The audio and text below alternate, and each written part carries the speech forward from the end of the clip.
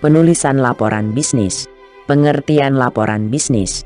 Menurut Herta A. Murphy dan Herbert W.H. laporan bisnis adalah suatu laporan yang memiliki sifat netral, tidak memihak, memiliki tujuan yang jelas, dan berisi rencana penyajian fakta kepada seorang atau lebih untuk tujuan bisnis tertentu. Digunakan untuk memenuhi berbagai keperluan antara lain. 1. Untuk memonitor dan mengendalikan operasional perusahaan. Misalnya, laporan operasional dan laporan kegiatan personal. 2. Untuk membantu mengimplementasikan kebijakan dan prosedur yang telah ditetapkan perusahaan. Misalnya, kebijakan penetapan posisi kerja. 3. Untuk memenuhi persyaratan hukum dan peraturan yang berlaku bagi perusahaan. Misalnya laporan pajak, laporan analisis dampak lingkungan, laporan ketenagakerjaan, perburuhan. 4. Untuk mendokumentasikan prestasi kerja yang diperlukan baik bagi keperluan internal maupun eksternal. Misalnya laporan perkembangan dan laporan akhir suatu kegiatan. 5. Untuk menganalisis informasi dan memberikan bimbingan bagi pengambilan keputusan atas masalah tertentu. Misalnya laporan penelitian riset, laporan troubleshooting, laporan justifikasi. 6. Untuk memperoleh sumber pendanaan atau membuka bisnis baru. Misalnya proposal penjualan. Penggolongan laporan bisnis A. Menurut fungsinya, suatu laporan dapat dibedakan apakah untuk memberi informasi atau untuk analisis. Laporan memberikan informasi yaitu menyajikan fakta dan rangkuman yang terdiri atas laporan perkembangan, laporan semester, laporan triwulan. Laporan analitis, analytical report, yaitu menyajikan fakta-fakta, menganalisis, dan menafsirkannya, kemudian mengambil kesimpulan dan memberikan rekomendasi. B. Menurut subjeknya, suatu laporan dapat dibedakan menurut dari departemen mana suatu laporan itu diperoleh. Sebagai contoh, laporan akuntansi, laporan periklanan, laporan pengumpulan kredit, laporan pembelanjaan, laporan asuransi, laporan pemasaran, laporan ekonomi, laporan produksi, laporan personalia, laporan statistik, dan laporan teknik. C. Menurut formalitasnya, suatu laporan dapat dibedakan atas dasar apakah bersifat formal atau non-formal. Laporan formal sering disebut juga dengan istilah laporan panjang, long reports, mencakup pendahuluan, isi, dan penutup disebut body text. Kemudian ada sampul judul, halaman, surat pengesahan, persetujuan, rangkuman eksekutif, daftar isi dan daftar tabel disebut privato reports. Sedangkan laporan non-formal sering disebut juga dengan istilah laporan singkat, short reports. Biasanya hanya mencakup body text atau bisa juga mencakup judul halaman, pengiriman dan catatan alir dan lampiran. D. Menurut keasliannya, suatu laporan dapat dibedakan atas dasar otoritas atau sukarela dan publik atau swasta. 1. Laporan otoritas adalah suatu laporan yang dibuat atas dasar permintaan atau mendapat kuasa dari orang lain atau komite. 2. Laporan sukarela, voluntary reports, adalah suatu laporan yang dibuat atas inisiatif Anda sendiri. 3. Laporan swasta, private reports, adalah suatu laporan yang dibuat oleh perusahaan swasta. 4. Laporan publik, public reports, adalah suatu laporan yang dibuat oleh lembaga-lembaga pemerintah, termasuk sekolah-sekolah, rumah-rumah sakit, atau lembaga-lembaga lain yang dibiayai oleh negara. E. Menurut frekuensinya, suatu laporan dapat dibedakan atas dasar apakah secara berkala atau khusus. 1. Laporan berkala, periodic reports, dapat dikeluarkan secara harian, mingguan, bulanan, semesteran atau tahunan. Contohnya, laporan bursa saham setiap jam, laporan penjualan tiap hari, laporan biaya tiap minggu, laporan produksi setiap bulan, laporan kegiatan komite tiap kuartal. 2. Laporan khusus ditulis manakala kebutuhan terhadap suatu informasi muncul. Laporan khusus, special reports, mencakup situasi atau kejadian yang unik, khusus, seperti munculnya krisis dalam suatu perusahaan. F. Menurut jenisnya, suatu laporan dipengaruhi oleh formalitas dan panjangnya laporan. Jenis laporan dapat bersifat informal, laporan singkat short reports, maupun formal, laporan panjang long reports. Laporan informal meliputi 1. Laporan memorandum, suatu laporan yang menggunakan format memo, yaitu kepada, dari, subjek dan tanggal. 2. Laporan surat, letter reports, suatu laporan yang menggunakan format surat dengan kepala surat, yang di dalamnya berisi alamat, salam pembuka, penutup, tanda tangan, dan bagian referensi. 3. Laporan dalam bentuk cetakan. Laporan dalam bentuk cetakan mempunyai judul yang sudah tercetak, instruksi, baris-baris kosong. 4. Laporan formal, formal reports. Laporan formal biasanya lebih panjang daripada laporan informal. Laporan formal sering juga disebut dengan laporan panjang, long reports. G. Menurut kegiatan proyek. Dalam melaksanakan suatu proyek, terdapat 3 jenis laporan. 1. Laporan pendahuluan, preliminary reports. 2. Laporan perkembangan, progress reports. 3. Laporan akhir, final reports. H. Menurut pelaksanaan pertemuan. Berdasarkan pelaksanaan pertemuan, laporan bisnis dapat dibedakan ke dalam 1. Agenda, suatu dokumen yang ditulis sebelum suatu pertemuan berlangsung, yang mencakup jadwal pelaksanaan dan topik yang akan dibahas dalam pertemuan. 2. Resolusi, laporan singkat yang secara formal berisi pengumuman hasil konsensus dalam suatu pertemuan. 3. Notulen, laporan resmi dalam suatu pertemuan yang berlangsung, yang mencakup catatan semua hal yang terjadi dalam suatu pertemuan. 4. Laporan pertemuan adalah suatu laporan resmi yang cakupan bahasannya lebih luas dan berisi hasil-hasil pertemuan atau konferensi penting. Persiapan penulisan laporan bisnis. 1. Definisikan masalah, tujuan, dan ruang lingkup. Perencanaan adalah melakukan analisis masalah yang mencakup tujuan penyusunan laporan. 2. Menentukan ide atau gagasan. 3. Mengumpulkan bahan yang diperlukan. 4. Menganalisis dan menafsirkan data. 5. Mengorganisasi data dan mempersiapkan kerangka akhir. Bagian pokok laporan bisnis. A. Pendahuluan. Terdapat 11 hal yang perlu dipertimbangkan, antara lain 1. Pemberi kuasa adalah orang yang meminta laporan. 2.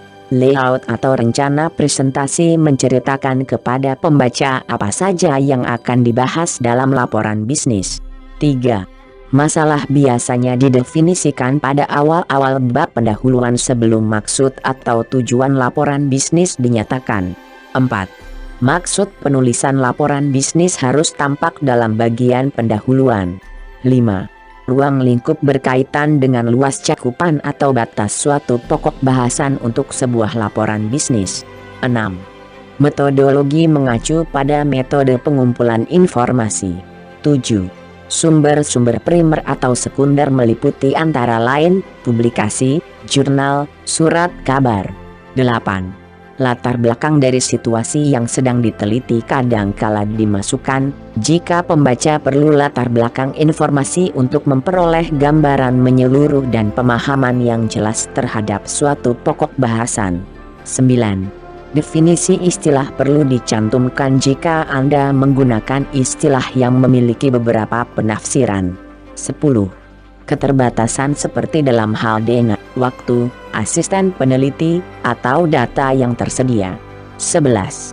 Rekomendasi menjelaskan tentang keputusan yang perlu dilaporkan di dalam suatu bisnis, misalnya keputusan antara membeli mesin baru atau mesin setengah pakai. B. Teks membahas dan mengembangkan hal-hal penting secara rinci. Penulisan laporan yang baik harus mencakup temuan fakta yang penting dan relevan serta membuang hal-hal yang tak perlu dan tidak relevan dengan maksud penulisan laporan bisnis tersebut. C. Penutup. Bagian penutup berfungsi untuk merangkum laporan secara menyeluruh, mengambil kesimpulan, atau memberi rekomendasi. Bagian penutup sendiri diberi judul rencana tindakan atau proposisi. 1. Rangkuman, berisi ringkasan menyeluruh. 2. Kesimpulan, berisi evaluasi fakta-fakta yang dibahas, tanpa memasukkan pendapat pribadi penulis. 3. Rekomendasi, menyarankan suatu program tindakan yang didasarkan pada kesimpulan yang telah dibuat. 4. Rencana tindakan, merupakan pernyataan terakhir yang mencakup waktu pelaksanaan program, anggaran yang diperlukan, dan orang-orang yang bertanggung jawab terhadap program proyek yang akan dilaksanakan. 5. Proposisi, suatu pernyataan yang tegas, yaitu tuntutan yang didasarkan pada suatu laporan atau artikel. Organisasi tubuh laporan bisnis A. Cara menyusun tubuh laporan bisnis ada dua macam cara yang dapat digunakan untuk menyusun tubuh laporan bisnis, yaitu 1. Cara deduktif, menggambarkan laporan dari belakang ke depan, atau menjelaskan ide pokok atau rekomendasi terlebih dahulu sebelum hal-hal yang rinci dijelaskan. Misal bagian penutup, pendahuluan dan teks, bisa juga pendahuluan, bagian penutup dan teks atau pembahasan. Cara deduktif memiliki karakteristik SBB. 1. Eksekutif yang sibuk. 2. Lebih suka untuk menentukan sesuatu dengan segera. 3. Ingin mengetahui good news atau informal netral. 4. Ingin menganalisis data lebih baik dan hal ini akan menjadi lebih mudah jika kesimpulan dan rekomendasi dicantumkan pada awal laporan. 5. Ingin mengetahui pandangan penulis dengan segera. 6. Lebih menyukai laporan yang disusun dengan cara deduktif. B. Cara induktif, menjelaskan fakta-fakta yang ada sebelum ide-ide pokok, kesimpulan atau rekomendasi dikemukakan, misal pendahuluan, teks dan bagian penutup. Cara induktif memiliki karakteristik sebagai berikut. 1. Ingin mengetahui penjelasan secara rinci terlebih dahulu untuk dapat memahami kesimpulan dan rekomendasinya. 2. Ingin mengetahui kesimpulan yang kurang menyenangkan. 3. Mungkin merasa kesimpulannya tidak bias dan dapat menerimanya. 4. Perlu membaca keseluruhan laporan, bukan hanya bagian akhirnya saja. 5. Lebih menyukai laporan disusun dengan cara induktif. Cara menyusun TEKS laporan bisnis. 1. Membuat topik-topik atau kriteria. 2. Menyusun urutan suatu peristiwa atau kejadian-kejadian. 3. Mendeskripsikan lokasi atau tempat. 4. Menjelaskan suatu proses atau prosedur. 5. Menyusun urutan tingkat pentingnya secara alfabet. 6. Menyusun urutan tingkat familiaritas. 7. Menyusun sumber-sumber yang digunakan. 8. Pemecahan masalah. Metode kerangka atau metode outline. Pengaturan judul dan subjudul. Jenis-jenis judul dapat digolongkan ke dalam 4 judul, yaitu 1. Judul topik, topic headings. 2. Judul kalimat lengkap, complete sentence headings. 3. Judul kalimat imperatif, imperative sentence headings. 4. Judul varian, variant headings. Format kerangka, format outline. 5 hal yang perlu diperhatikan. 1. Tempatkan ide-ide yang paling penting pada tingkatan tertinggi, lalu pertimbangkan panjang laporan, subjek, dan pembaca. 2. Sedapat mungkin cobalah untuk menjaga keseimbangan masing-masing bagian. 3. Jika Anda membagi suatu topik, paling tidak Anda mempunyai 2 subjudul. 4. Gunakan pertimbangan dengan baik, jangan terlalu banyak dan jangan terlalu sedikit untuk subjudul. 5. Tidak pernah menggunakan judul laporan sebagai bagian judul. Pengertian proposal bisnis usaha. 1. Suatu dokumen yang menyatakan keyakinan akan kemampuan sebuah bisnis untuk menjual barang atau jasa dengan menghasilkan keuntungan yang memuaskan dan menarik bagi penyandang dana. 2. Adalah dokumen tertulis yang rinci mengenai usaha baru yang tengah direncanakan, berisi proyek yang akan dilakukan, pemasarannya, manajemen, risiko, keuangan, DLL. 3.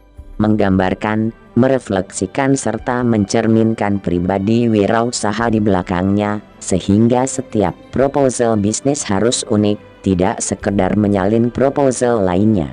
Manfaat proposal bisnis membantu wirausahawan berpikir sistematis, kritis dan objektif atas bidang usaha yang akan dimasukinya. Mempersiapkan dan melatih wirausahawan untuk menggunakan asumsi-asumsi yang cermat dari berbagai aspek, manajemen, pemasaran keuangan DLL, dalam menentukan keberhasilan usaha. Membantu mengembangkan dan menguji strategi, serta keberhasilannya. Juga menyiapkan alternatif strategi dalam berbagai kondisi. Berguna untuk membandingkan antara perakiraan dengan hasil yang akan diperoleh pada periode yang terukur. Sebagai alat komunikasi dan sumber informasi untuk memaparkan dan meyakinkan gagasan. Memberikan ilustrasi atau gambaran kemampuan usaha dalam melaksanakan kewajiban utang dan kemampuan manajerial seorang wirausaha. 4 faktor utama dalam penyusunan proposal bisnis. Tujuan. Harus realistis, spesifik, dapat diukur dan ada kesatuan antara waktu dan parameternya. Komitmen. Dukungan dari seluruh pihak yang terlibat. Batasan waktu. Sub-sub dibuat berkesinambungan dan ada evaluasi waktu atas kemajuan yang dicapai. Fleksibilitas. Dapat diantisipasi dan memungkinkan munculnya strategi alternatif yang dapat diformulasikan. Seorang pengusaha pembuat proposal. 1.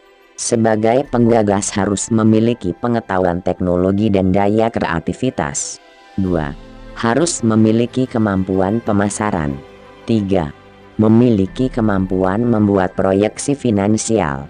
Pembaca proposal bisnis antara lain bankir, investor, konsumen, pengacara, konsultan, supplier, penyandang dana. Yang dilakukan investor sebelum memutuskan. 1.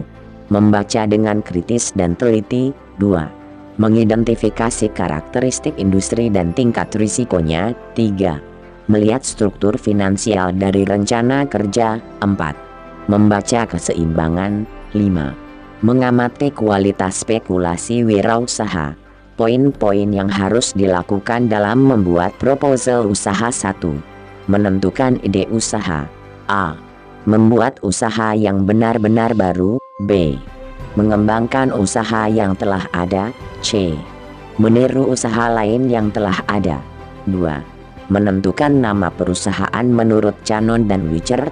Ciri-ciri nama yang baik adalah pendek, sederhana, mudah diejak, mudah diingat, enak dibaca, tidak ada nada sumbang, tidak ketinggalan zaman, ada hubungan dengan barang dagangan, bila diekspor mudah dibaca oleh orang luar negeri, tidak menyinggung perasaan kelompok orang lain atau tidak negatif, dapat memberi sugesti pada pengguna produk tersebut.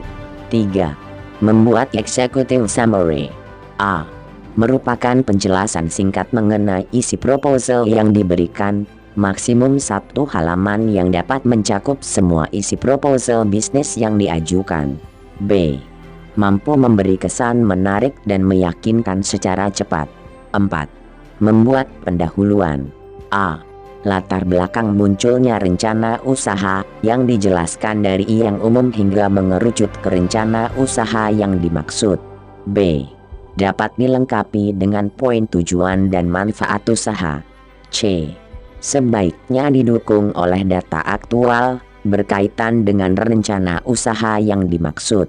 5. Membuat profil usaha. A. Nama usaha, lihat penjelasan sebelumnya. B.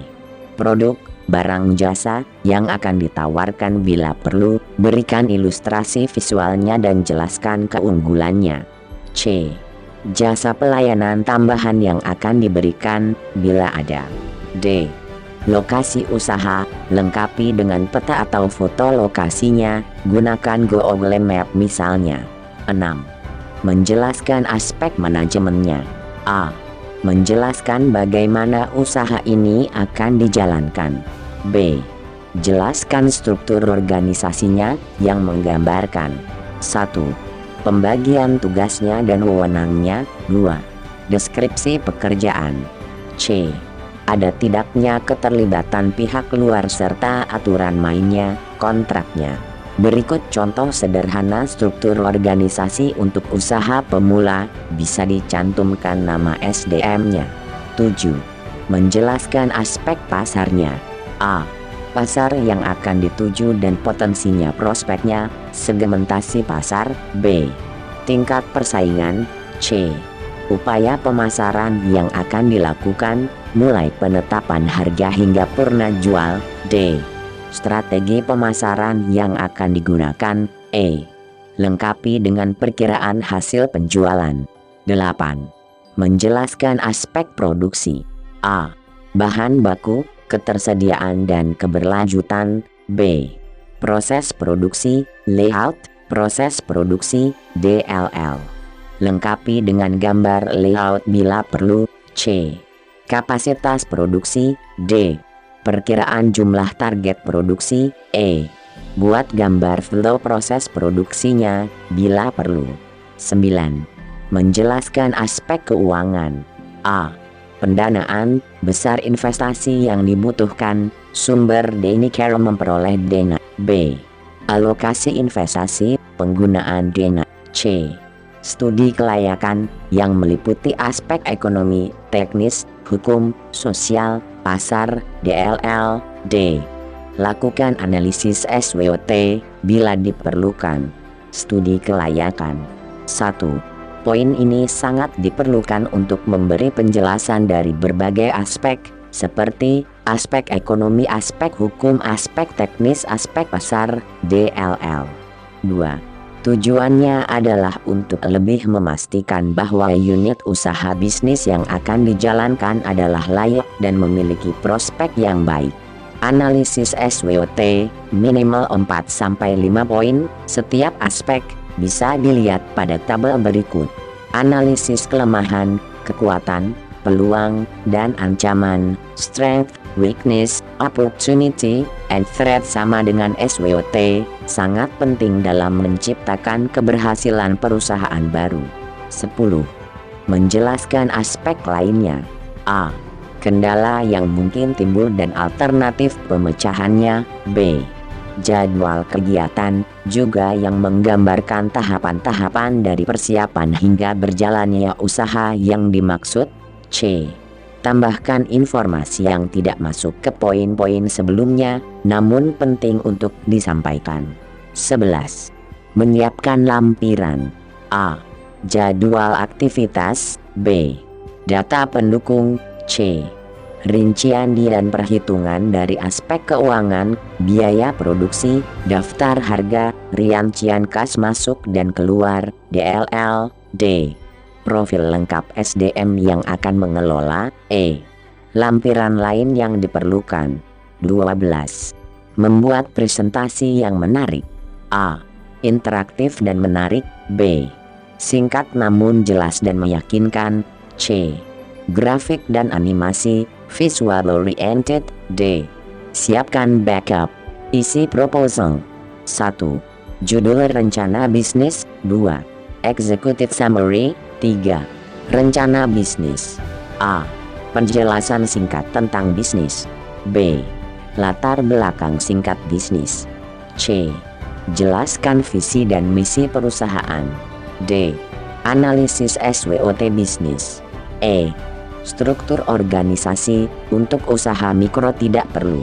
F. Analisis pasar. G. Analisis produksi. H. Analisa resiko bisnis. I. Strategi bisnis. J. Proyeksi keuangan dan sumber pendanaan. K. Rencana aktivitas dan penjadwalan. Proposal. 1. Proposal bisnis menggunakan kertas ukuran A4. 2. Desain proposal bebas. 3. Ditulis dengan font Times New Roman dengan ukuran 12. Menggunakan spasi 1.5 lines dan diberi nomor halaman. Terima kasih.